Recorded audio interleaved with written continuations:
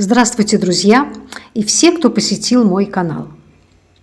Меня зовут Ирина, и я уже давно живу в Болгарии. Я недавно узнала одну информацию, которую раньше не знала, и хочу поделиться с вами ею. Это информация про то, как иногда в Болгарии строят многоэтажные дома.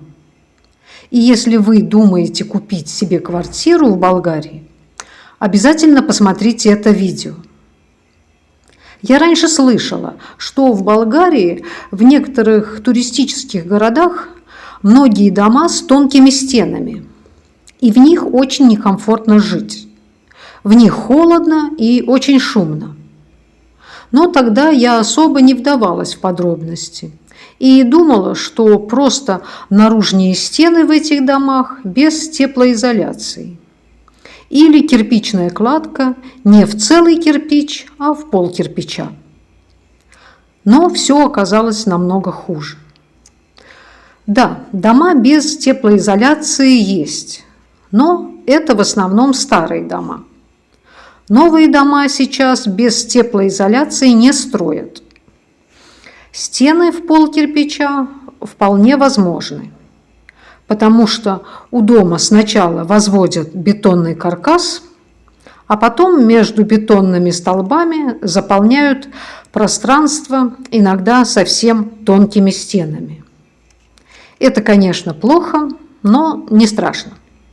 А вот недавно я разговаривала с одним болгарином, который занимается ремонтами апартаментов, и он мне рассказал, что очень во многих многоэтажных домах на Солнечном берегу, он рассказал именно про дома на Солнечном берегу, но вполне возможно, что такие дома есть и в других местах. Ну так вот, в этих домах внутренние стены совсем не из кирпича, а просто из гипсокартона. То есть в огромных домах с сотнями апартаментами все внутренние стены сделаны из гипсокартона. Кирпичные стены только наружные. При этом этот гипсокартон даже не шумоизолирован, а просто металлические профиля и один слой гипсокартона. И кроме того, что слышимость в такой квартире просто идеальная, то есть слышно все и всегда, повесить на такие стены ничего тяжелое нельзя. То есть кухонные шкафы, бойлер и тому подобное. Для этого придется что-то придумывать или крепить к бетонным потолкам. К тому же это небезопасно. Ведь для того, чтобы сделать отверстие в гипсокартонной стене, нужен простой нож для бумаги.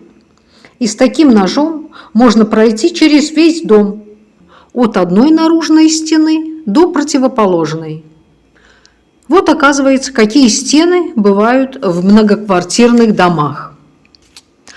Поэтому цены иногда на апартаменты бывают значительно ниже среднерыночных. Но можно купить такую квартиру и за большие деньги. Такие апартаменты всегда бывают готовы под ключ, с финишным ремонтом.